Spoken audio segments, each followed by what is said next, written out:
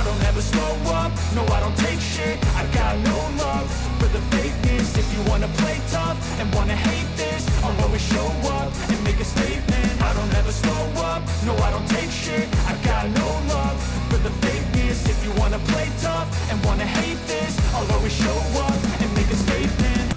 Maverick Vinales akan kembali beraksi di balapan kandangnya. MotoGP Austria setelah tidak dapat melakukan perjalanan ke Brno karena cedera yang dideritanya di MotoGP Jerman di Sachsenring. Maverick Vinales siap kembali ke kejuaraan dunia MotoGP. Pembalap Spanyol itu akan kembali mengendarai KTM-nya di Grand Prix Austria akhir pekan ini. Balapan kandang bagi pabrikan yang berbasis di Mattighofen tersebut menandai kembalinya kejuaraan setelah jeda musim panas. Pembalap kelahiran Rosis ini absen di akhir pekan terakhir sebelum liburan.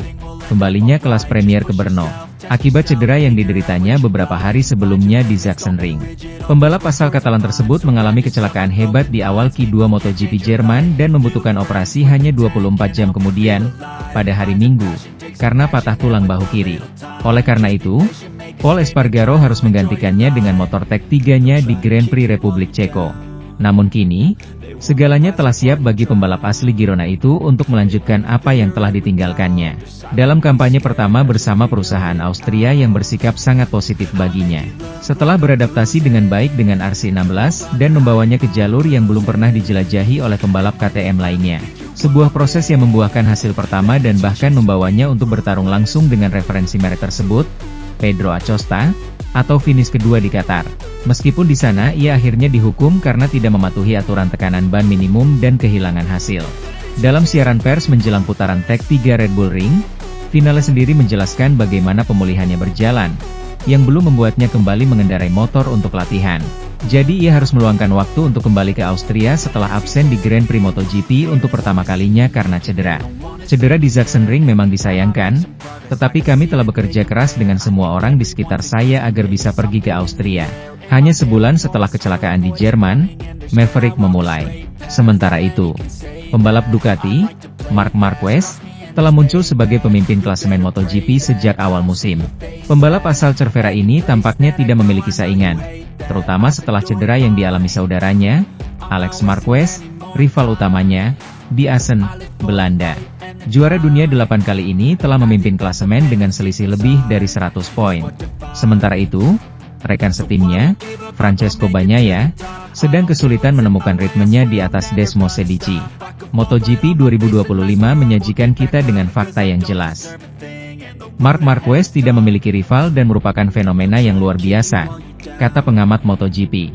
Namun, ada juga fakta kurang jelas yang menunjukkan bahwa ada seseorang yang lebih fenomenal daripada Marquez sendiri, yakni Dorna, Carmelo Ezpeleta. Dengan 2 intervensi setengah lisan dan total 20 kata, ia menghentikan kekacauan besar yang meletus. Saya merujuk pada keisengan Jorge Martin dengan Aprilia, tetapi juga situasi lain yang melibatkan pembalap yang sudah terikat kontrak yang mencoba mengakhiri kontrak mereka. Hanya pemimpin sejati yang dapat melakukan langkah seperti Carmelo Ezpeleta. Mengingat hasil yang diraih Marquez, mustahil untuk mengatakan itu bukan langkah yang tepat. Pernat menanggapi komentar mantan pembalap Brasil, Alex Barros, yang yakin bahwa Ducati telah meninggalkan Bagnaia demi Marquez. Kali ini dia mengatakan sesuatu yang bodoh, ujar Pernat. Mengatakan bahwa gigi dalinya merekrut Marc Marquez, membuat pilihan yang merugikan Bagnaia adalah satu hal, mengatakan bahwa mereka tidak mempertimbangkannya adalah hal lain. Dalinya tahu bahwa satu-satunya cara untuk meningkatkan MotoGP 24 adalah dengan menempatkan pembalap terbaik yang masih aktif di atasnya. Dan dia melakukannya. Namun, bukan berarti Pernat setuju dengan keputusan tersebut. Saya sendiri mengkritik langkah itu, dan saya tidak menyembunyikannya karena faktanya, hal itu merusak sejarah merek yang telah lama membesarkan para juaranya secara internal, ucap mantan manajer pembalap MotoGP kawakan itu. Namun, mengingat hasil yang diraih Marquez, mustahil untuk mengatakan itu bukan langkah yang tepat. Pembalap MotoGP asal Prancis, Johan Zarco membahas peluang dirinya bergeser ke tim pabrikan Honda. Zarco menunjukkan performa yang cukup solid hingga balapan ke-12 kemarin. Satu kemenangan sudah dipetik olehnya, yakni pada seri Prancis yang penuh drama. Hasil solid tersebut langsung membuat pria berusia 35 tahun itu menjadi andalan Honda. Dia kini mengumpulkan poin terbanyak ketimbang pembalap Honda lain. Performa menjanjikan ini tak pelak membuat Zarco masuk bursa transfer tim pabrikan Honda. Masih berhasrat untuk menyandang status sebagai pembalap utama, dia pun tak menolak andai dirinya memang diminati oleh HRC. Bagi saya pribadi, penting rasanya untuk menjadi pembalap nomor 1, bebernya. Jadi, pilihan paling logisnya memang bergeser ke HRC. Namun, kondisi bisa berubah kapan saja di Honda, sambung Zarco. Mengesampingkan soal gabung tim pabrikan, Zarco tentu masih mengutamakan timnya saat ini, LCR. Apalagi lingkungan di tim asal Monaco tersebut sangat membuatnya nyaman. Saking nyamannya, Zarco merasa ingin memboyong seluruh timnya andai harus pindah haluan. Pilihan idealnya adalah bertahan bersama LCR, ujar Zarco. Apa yang kami bangun sangatlah bagus. Saya juga harus mempertahankan keseluruhan tim saya. Karena hal itu akan memberikan tambahan waktu dalam fase pengembangan. Di sisi lain, hubungan dengan Lucio Cecchinello juga sangat menarik, tambahnya. Solidnya performa Honda tidak hanya terlihat di pentas MotoGP 2025 saja. Tampil pada Suzuka 8 Hours, akhir pekan lalu, Zarco duduki posisi teratas. Dia menjuarai ajang balapan motor endurance tersebut bersama tandemnya, Takumi Takahashi.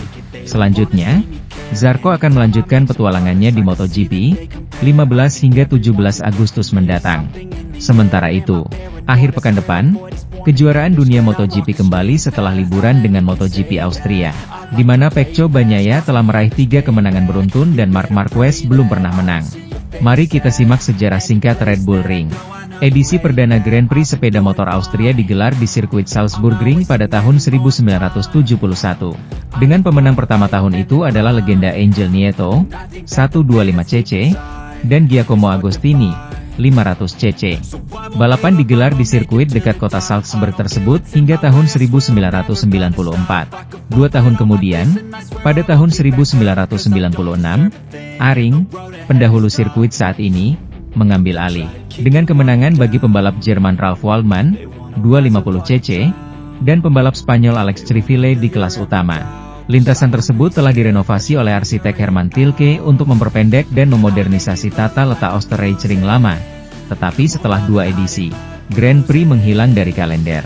Hampir 20 tahun kemudian, pada tahun 2016, Austria kembali meraih posisinya di MotoGP dengan Red Bull Ring yang telah direnovasi dan dimodernisasi. Dengan panjang 4,318 km, salah satu lintasan lurus terpendek di kalender, 626 meter, dan hanya 10 tikungan, 7 diantaranya di sebelah kanan, yang bersama-sama dengan lereng besar yang ditawarkan oleh tanah tempatnya berada, menjadikan Red Bull Ring salah satu lintasan paling istimewa dalam kejuaraan tersebut. Fasilitas ini, salah satu yang paling modern dan terawat di dunia, kini dimiliki oleh merek minuman energi Austria. Tak heran jika wilayah tempat sirkuit ini berada, Styria, tempat kelahiran pendiri kekaisaran, Dietrich Mateschitz, yang wafat pada tahun 2022, juga menjadi lokasinya. Dengan demikian, era modern MotoGP Austria dimulai di Red Bull Ring pada tahun 2016. Dan hal itu terjadi dengan penuh gaya dengan kemenangan pertama dan satu-satunya dalam seluruh karir MotoGP-nya bagi pembalap Italia Andrea Iannone, yang mengalahkan rekan setimnya Andrea Dovizioso melawan segala rintangan di pabrikan Ducatinya.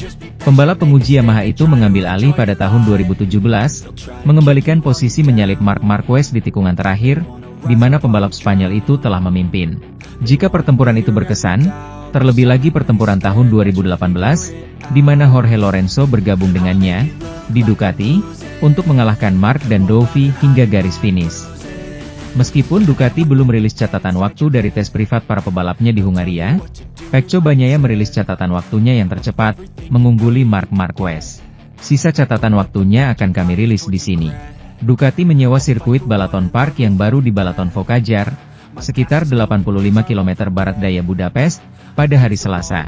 Tempat Grand Prix Hungaria pertama era MotoGP akan diadakan dalam 2 minggu.